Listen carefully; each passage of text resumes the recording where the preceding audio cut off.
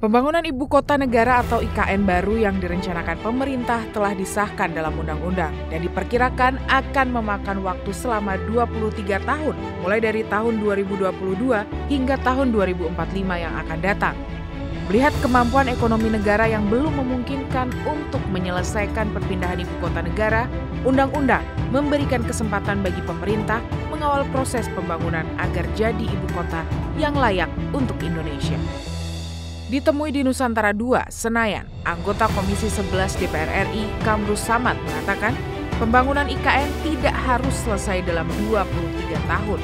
Hal ini didasari dengan penerimaan negara terhadap pajak, kenaikan harga global, dan lain sebagainya. Ia mengungkapkan gejolak ekonomi yang terjadi pada dunia akan berdampak hingga ke Indonesia. Saat ini komoditas yang diperlukan dalam pembangunan Ibu Kota Negara diperkirakan akan berasal dari impor. Ya kita lihat tax ratio kita, penerimaan pajak kita. Ada peningkatan nggak? Betul, di kuartal pertama tahun ini, di semester pertama tercapai targetnya, bahkan melebihi. Tetapi apakah apakah kenaikan harga komoditas seperti batu bara, sawit, dan beberapa komoditas global lainnya itu akan terus terjadi di tahun depan? Kan belum tentu, karena itu sifatnya volatilitas, up and down, dan akibat gejolak dan bukan fundamental ekonomi kita. Nah, itu akan mempengaruhi tax ratio, penerimaan pajak kita. Kalau penerimaan pajak kita terus melebihi target, berarti defisit kita bisa menurun. Kalau itu berarti APBN kita lebih sehat, maka kita bisa genjot pembangunan infrastruktur utama kita. Kamrus Samad berharap pemerintah lebih bijaksana dalam pembangunan IKN agar stabilitas laju ekonomi Indonesia tetap stabil dan daya beli masyarakat tetap terjaga, sehingga rakyat Indonesia masih bisa bertahan usai pandemi COVID-19.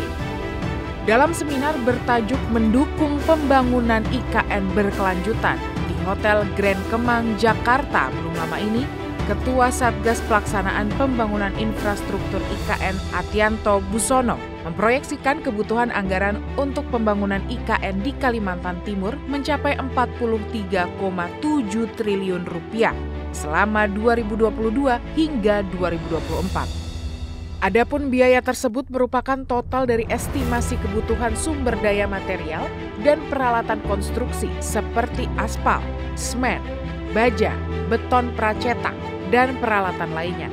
Sementara itu, hingga kini, Kementerian Pekerjaan Umum dan Perumahan Rakyat atau PUPR menyatakan terdapat 2 kontrak proyek pembangunan di IKN baru yang masih belum digarap akibat belum cairnya anggaran.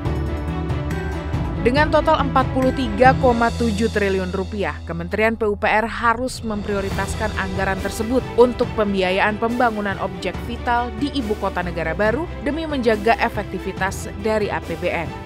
Wakil Ketua Komisi 5 DPR RI, Andi Iwan Darmawan Aras, menyarankan Menteri PUPR memanfaatkan anggaran IKN baru untuk objek vital. Ia menekankan skala prioritas dari APBN harus lebih besar daripada swasta.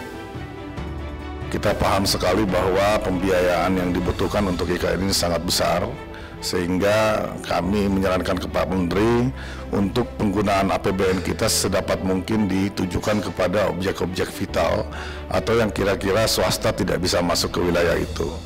Kami menyarankan agar supaya proyek-proyek yang kira-kira atau kegiatan-kegiatan yang kira-kira bisa diambil alih pembiayaannya oleh swasta dapat lebih mengedepankan investasi swasta daripada APBN kita.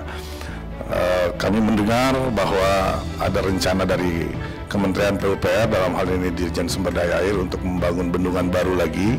Mungkin untuk saluran air bersih ini kita bisa berikan kepada swasta Bapak untuk bisa berinvestasi dalam hal penyiapan air bersih di IKN ini.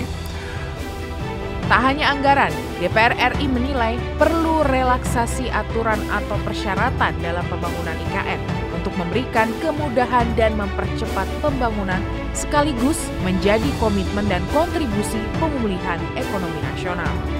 Tim Liputan TVR Parlemen.